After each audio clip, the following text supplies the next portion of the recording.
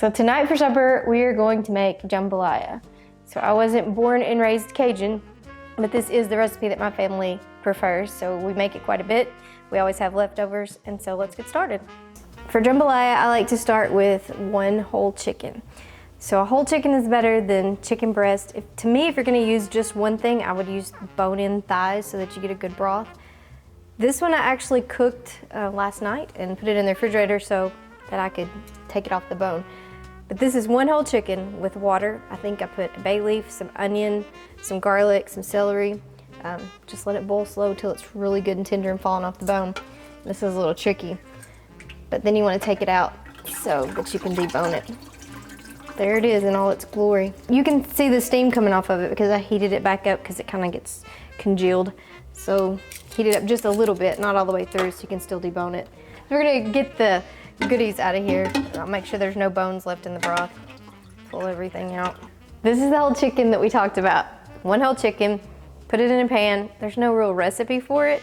You just season it with salt, pepper, garlic powder, some Slap Your Mama, some minced garlic. I put some celery leaves, like the tops of some celery, and some onion, and let it boil slow until it was done, and then let it chill overnight. Now I'm going to pour the broth from the chicken, and you'll see how dark and pretty the broth is. You cannot get that quality of broth out of a box or a can or even from boiling whole chicken breast. It just doesn't come unless you use a whole chicken.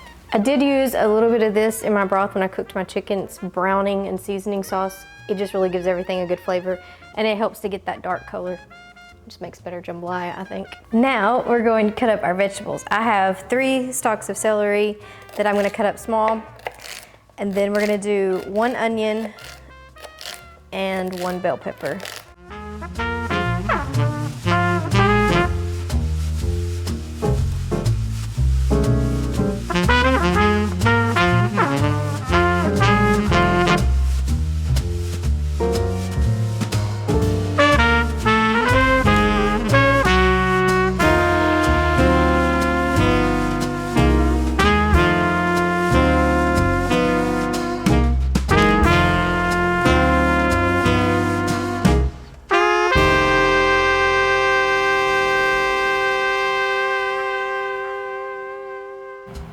We have 3 stalks of celery cut up small, an onion, and 1 bell pepper.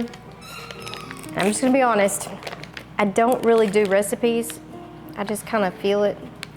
So I'm just gonna cut off some butter. I'm gonna throw it in the pan that I've got back here on medium heat. The butter's sizzling, so we're gonna take the vegetables that we cut up, put those in there.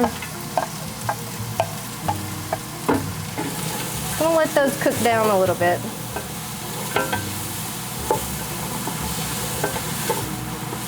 Now we're gonna cut up some sausage to put in the jambalaya. My favorite sausage is actually Harrison's homemade smoked sausage, but since he's been in college and he's been busy, he hasn't made me any. So I just like to pick whatever the store has that looks good. I like Kaneka, just whatever your favorite is. This is Zatarain's. Honestly, I've never tried this one, but we're gonna give it a shot tonight, see what it tastes like. It looks good. I'm gonna cut this up real quick into bite-sized pieces and throw it in there with the veggies and let it cook for a little bit. The vegetables have been cooking for a little bit in the butter. You can look at them. They're a little soft now. You don't want them too crunchy, but you don't want them to get just completely soft either. I'm gonna add some minced garlic. Again, I don't know how much, just whatever makes you feel good is what my mom always said. Stir that around in the veggies. Then I'm going to add the sausage. I looked on the package, I actually have 1 andouille and 1 Cajun sausage. Like I say, you can really do anything you want. So now we're gonna add 2 cups of parboiled rice. I like to use parboiled rice because of the way it cooks and the firmness of it, and Todd does too. You like that? You like parboiled rice? So parboiled rice is a little different than the other rice in this way. People ask me, do we grow brown rice or do we grow white rice? And I say we grow both because they're one and the same. The rice comes out of the field in like a goldish brown husk, and when it's sent to the mill, what they do with the parboiled rice is they cook it for a little while in the husk, and then after it cools back down, they mill the brown husk off of it. So a brown rice would be something straight out of the field that was milled a little bit, but there's still some of the bran left on the rice. The white rice is the same grain that's just been polished more. So we grow brown rice, we grow white rice, we grow parboiled rice, and that's what I'm gonna use tonight. So I'm gonna pour that in with my sausage, my peppers, my onion, my celery. Okay, now I'm gonna add 1 pint of our homemade rotel. Now this, you can just use a can of rotel from the store.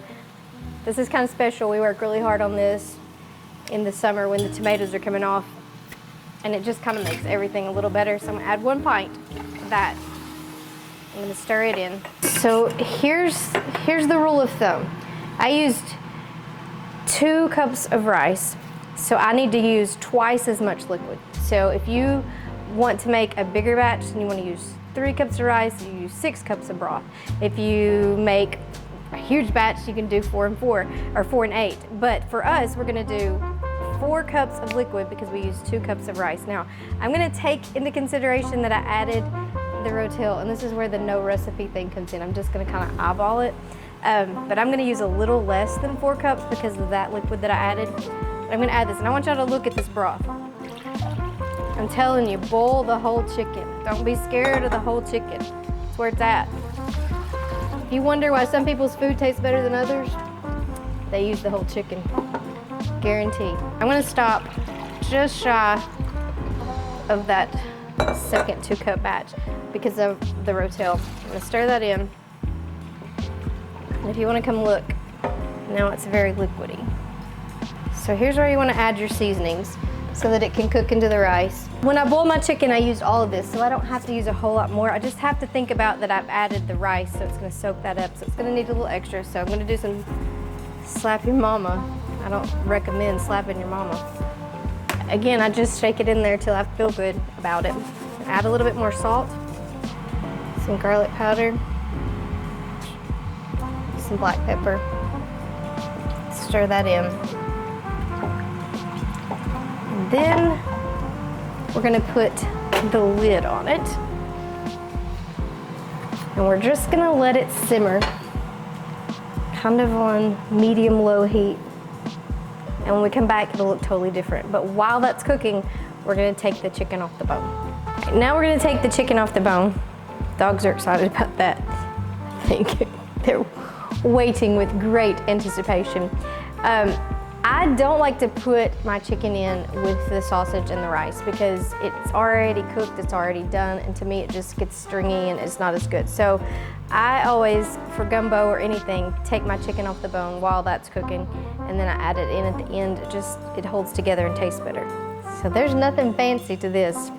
You really just have to get in there, and I'll show you. I usually cut it in chunks, just in smaller pieces.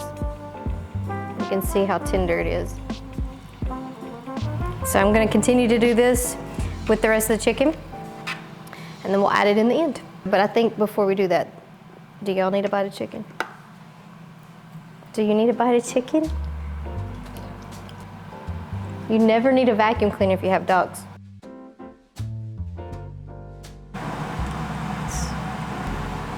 It's been cooking for about 20 minutes probably I cooked it on medium heat for about 10 minutes and then turned it down to low simmer.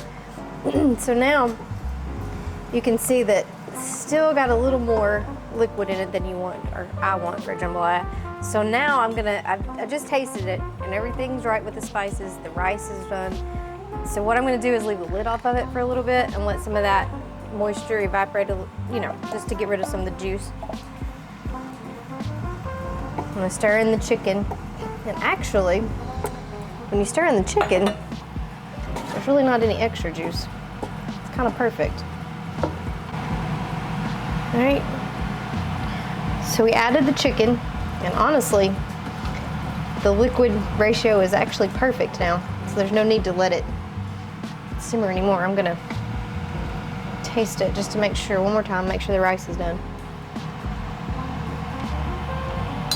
Perfect. I think it's time to eat supper. The only thing left now is to serve it up and eat some. So here is your final product. You can add shrimp to this if you like it. We eat it with just sausage and chicken. turned out pretty good, I think. Pretty simple, easy to make, one dish, one pot, not a lot of mess. It tastes really good. So hopefully we get to do some more recipes pretty soon. I would like to know if you try to make this, and if you do, let us know. Thanks for watching.